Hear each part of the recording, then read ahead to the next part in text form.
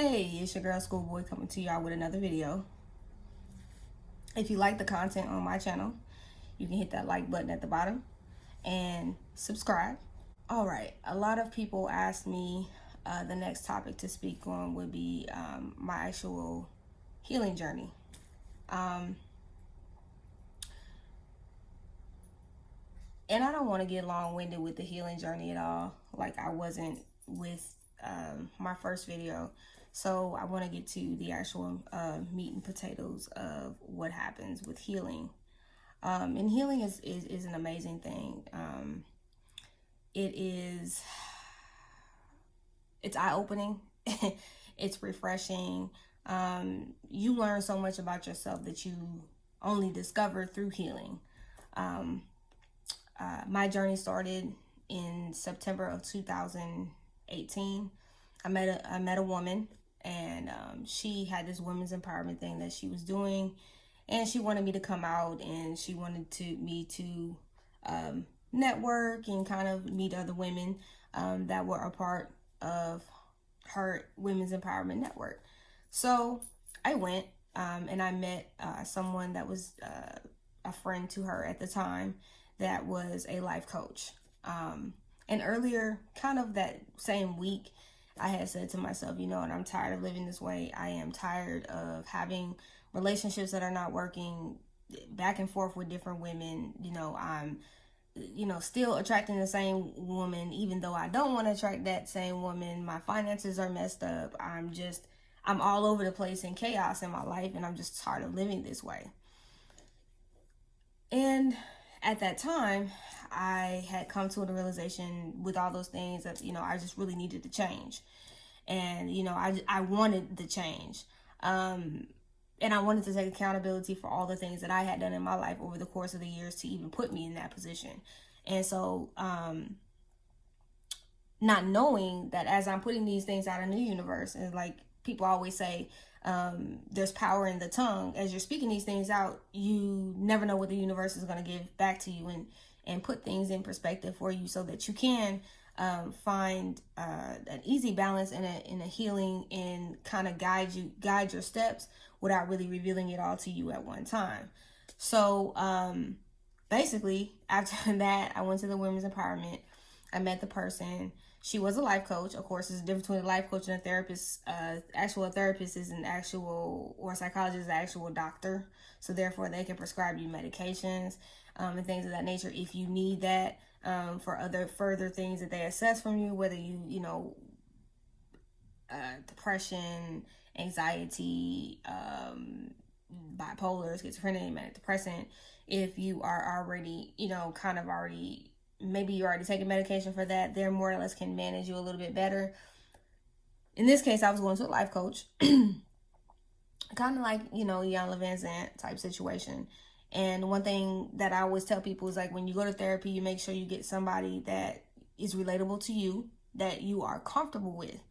Sometimes some people go through 1 or 2, maybe 3 or 4 therapists or life coaches until they actually find one that fits them, that they're actually comfortable with and that they can see kind of life through, because you want to actually have someone that is actually relatable to you so that you can really get the full program and you can even, be able to expand yourself. Basically, so as I'm going through the process and we met, so at first I took her card and I kind of was like, I don't know, and so for a couple of days I kind of, sat around on it. And I said, I don't know. And, kind of like God spoke to me and was like, fool, I'm giving you what you want. You asked for help and I'm presenting it to you. And now you're acting stupid. Like you don't want help. So I called her. We did a get to know you, like a small consultation over the phone to see if it fits and it works. And then we had our first actual session. At that session, basically, she asked me what I was coming there for, which was, for me, the biggest thing was healing the issues with my mom. Because really, in turn, the issues that I had with my mom affected how I loved and the women that I chose. I was actually choosing older women because I was looking for the mother figure that I lost in my mother, I hadn't had that. And yes, God had placed many replacements in my life, and I had a lot of, mom figures to me, but it's nothing like your own mom that you actually have in your life. So that was one thing that I wanted to work on, and I wanted to work on being able to effectively communicate with people. Like, I wanted to be able to talk and communicate my feelings, because a lot of times I was kind of like backed up and blocked up. I couldn't really express myself because I would revert back to that childhood, into being a kid. Like, I would clam up if I got into it with one of my girlfriends, or at the time I just couldn't even speak. Like, we would argue, and it was just kind of like I would sit there like a deer in the headlights and be, they'd be like, yo, are you gonna say anything, or you just gonna sit there and look stupid? And it was just because I was so used to that aggressive tone with my mother. I had placed a fear on myself that anytime a woman, yelled or we got into it, I went back to that child. And it was difficult because I couldn't express myself in communication. And I still, to this day, struggle with communication. I've gotten a lot better, and that's something that I'm still working on. But I've gotten a lot better than what I was. But it was a major struggle for me. And I also wanted to manifest the wife that I wanted and the life that I wanted. And at the time, I was just... It wasn't that I didn't like my job. I just felt like there was something else that I wanted to do with my life, and I didn't know what it was, but I just knew that I was not happy with what I was doing. But at the same time, I also had other areas that were broken too. And in order for me to get to the real purpose of my purpose, then I had to do that first. So I had to heal first in order to walk in my purpose, because you can't really fully walk in your purpose when you're not really healed. I mean, you can walk in it, but you would not be getting the full experience of your purpose. And so I was just like, well, I'm gonna do this. On that first session, of course, saging, we meditated a little bit. She gave me books to read. I read those books, and I read passages, and she gave me homework. And so every time you went to therapy, I got homework, things to do. One of the biggest things that I ever did in therapy was writing a letter to my mom. The purpose of writing a letter to the person that has hurt you is for you to be able to write everything that you want to say to that person, so that you can eventually let it go. Or get to the point in when you're in therapy to go ahead and give that letter to that person and release it. Once you've released it, then you've let it go. You've not only forgiven yourself and what you have went through and the pain that you've experienced, but also in a sense freed yourself from bondage of that, because that bondage keeps you tight, and then you're not able to really experience, or you're not able to understand love, or you're not able to love because that one thing is holding you back, because it's got so much weight on your heart and it's bonding you so quickly. So as I went through therapy and I went through the sessions, I was getting better. I was feeling better. But as I elevated, and the more things that I learned and the more things that I went along in my journey and learned about myself, my vision became more clear. And I realized the friendships that I had at the time were not watering the grass that I wanted to grow and enlarge in my territory. So what I had to do was I lost friendships. You lose friendships. You might lose family members for a moment, but you lose those to gain the positive things that fit in with the alignment of the things that you want. Because as you're going through therapy, you are making sure you're exercising, you're eating right, you are meditating, you are journaling every night about your day. And sometimes you also can journal about your future in what your day was like if you wake up in your purpose. So if you already have met your purpose, what would your day be like? Do you wake up? How do you wake up? What's your whole entire day? So you're writing it. So what you're doing is you're building in your subconscious the positivity and the positive things that you want to see that come to light. So you are constantly manifesting and putting that into your subconscious. You also want to watch what you listen to, what you eat. I think I said what you eat. Watch what you listen to, because a lot of times with your subconscious and when the things that you listen to can also affect what negative things that you bring into your aura. So you have to learn to separate anything that is not positive or that is not positive for you, or that doesn't bring you positivity, or that does not bring you something that makes you happy. If it's not making you happy, you have to learn to let it go. And so as I was going through the journey, I was losing friends. I was cutting off family members. Anything that was toxic and that was not happy, that did not bring me happiness, I had to learn to let it go. But I was also having positive things being replaced in exchange for those other things leaving. So it's kind of a catch-22. But in the time that you're feeling and you're going through all of these emotions and you're doing all of these things, you are actually feeling those emotions. You're actually understanding how to process those feelings. And once you've learned how to process those feelings and understand those feelings, it makes everything else so much easier. And it allows you to be a better person, and it helps mold you, and you learn so much more. And I think I love the main thing that I love the most about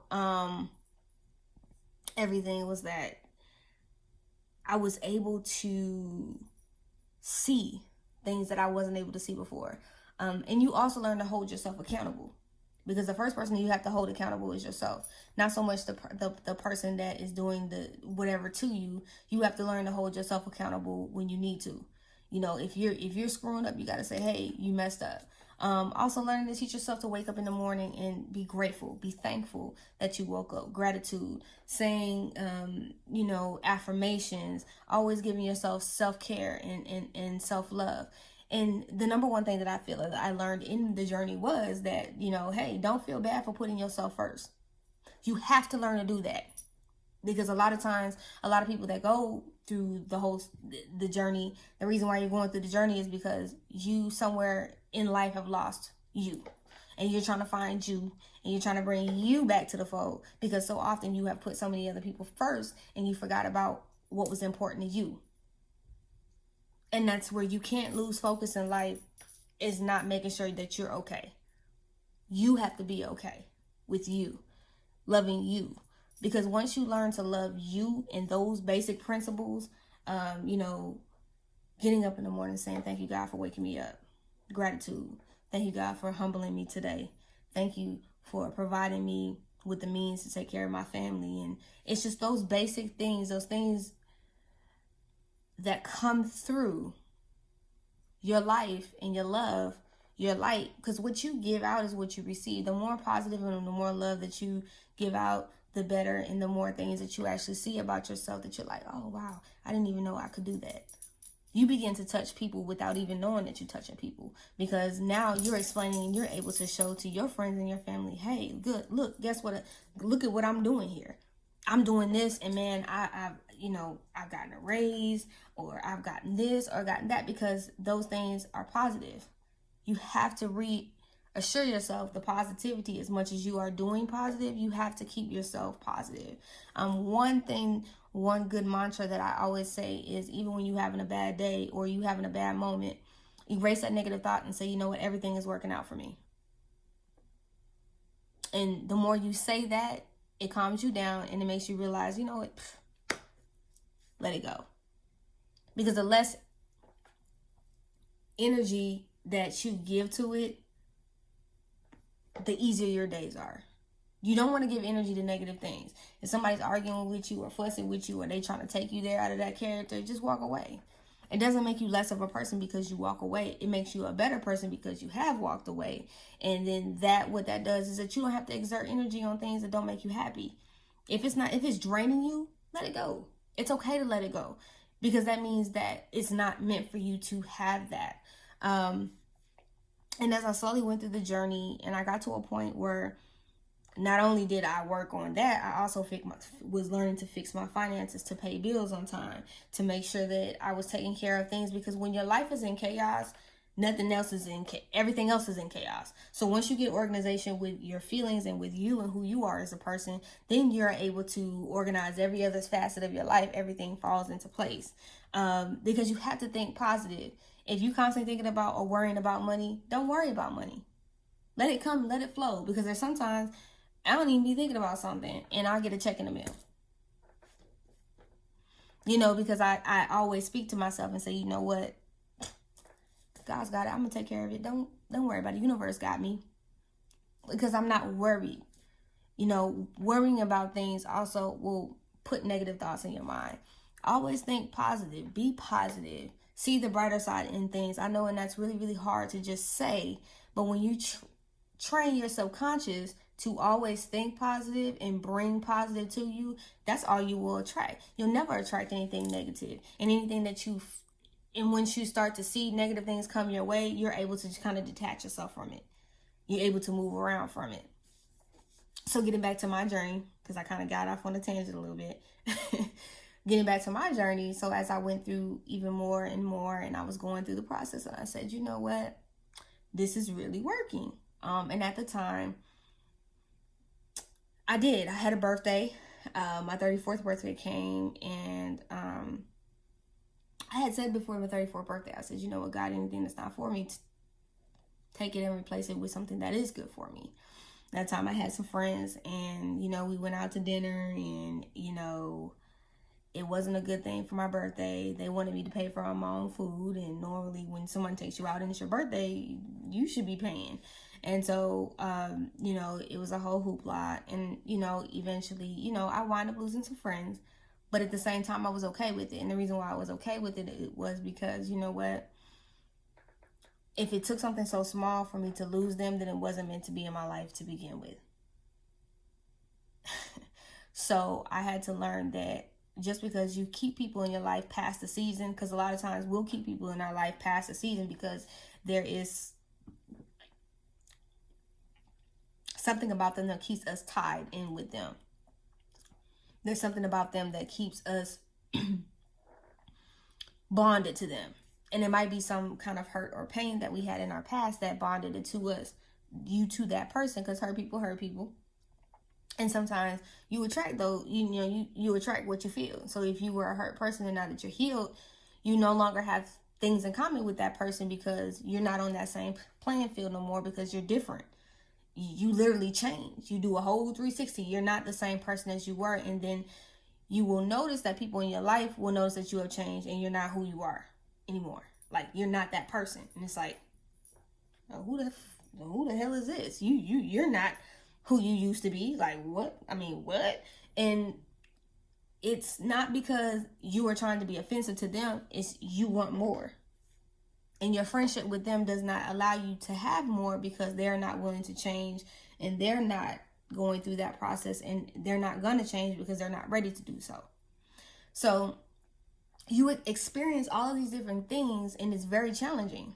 And I say to anybody that's wanting to go on this spiritual journey, it's not hard. All you have to do is acknowledge that you have a problem. That's number one. Number two, whoever you have the grievances for, write them a letter. Write it down. Feel it. The things that you want to manifest, make a vision board, just like behind me. Make that vision board. Make it plain. Look at that vision board. Meditate every day. Continue to have gratitude. Continue to do your affirmations at least twice a day. Sage. Stay around things that bring you positivity, that feeds your creativity, that also align with the purpose or the drive or something that you want, that you're really passionate about, that you want to do. Everything else will fall into place. And those other things that are negative will fall away. But you have to stick with it and be consistent. That's the key to it. If you're not consistent, then it doesn't necessarily work out. And this is where a lot of times people don't understand. We will want to be consistent with something. We'll say that being consistent is something that we're striving to do, but in reality, we are maybe not striving to do that, or maybe we're not being as consistent as we should. But once you do all of those things and you go through your own personal journey, the more you go through it, the more you grow, the more you learn about yourself, the more that you're able to be in tune with yourself, the more your intuition will tell you certain things about people. And things will just reveal itself. And you'll immediately see, oh, well, that person ain't aligned right. Or, ooh, that energy isn't right. Let me stay away from that person. It's teaching you a lot. It teaches you yourself. And you learn a lot of things and you continue to grow. The more that you do those things and the more that you stay balanced and the more that you stay happy and focused, because the main thing is staying focused. you're good to go. And that's what I did. And once I got to a point where I was okay, I eventually sent the letter to my mom, and I said, you know what, I forgive you. Everything at the end of this letter, you know what, I forgive you for. I'm not mad. I forgive you, and I've let it go. And I'm not mad anymore. And so I began to grow. And so as I kept ascending and growing and getting to a point, and you keep going, and you keep going, and you keep going. Because the purpose is that once you heal yourself, then you can recognize when love comes into your life. You can recognize and you can accept love. You can give love, and you can be that positive light. And even when people are not being positive, you can still give positive thoughts. You don't have to give the energy to it. So I'm still a work in progress, because as you grow, you're still always a work in progress. No one's ever perfect, and you never get tired of growing, because that's the purpose. You want to continue to keep growing so that you can keep reaching your goals. But as long as you do everything that I told you in this video, everything will fall into place. That was my journey. But once I got everything that I needed to get out of that healing, when I did with my year with my life coach, I continued to keep doing those things on my own, because at the end of the day, the life coach and the therapist are able to help you get through those times that are hard. For some people, they don't always have to go to a therapist for 1 year straight, or 6 months straight, or 8 months straight. Once they get through that patch that they need, they may only go like once every 6 months, or when they're going through something major. Other than that, they hold themselves accountable for their own actions, and they also continue to do those daily things to keep themselves centered and keep themselves happy. So with that being said, I encourage any and everybody, if you're hurt, get therapy. It's not terrible. Please stop listening to this stuff, this narrative that Black people don't need therapy, because we do. If anything, we need more therapy than anybody, because of all of the things that happen in our community and the constant things that have happened to our people for so long. So I encourage anybody to get therapy, and everybody to get therapy, because it's good. And it helps heal you. So that, guess what? You can break those generational curses, and you don't have to make the same mistakes your parents made. You can be better. So that was my journey. I wanted to give that to you guys. And one thing that I always want to say is give positive love and light to people. Love people. Because you get one life. You get a beginning date, which is the day you're born, and you get an end date, in which day that you leave here. Remember, how do you want people to remember you in between that time? That dash is really important. Y'all be blessed.